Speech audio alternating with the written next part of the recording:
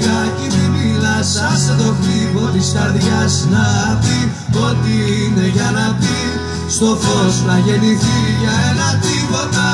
Μη φοβηθείς πως φτάσαμε στα τίποτα, γλυκιά μου μη χαθείς.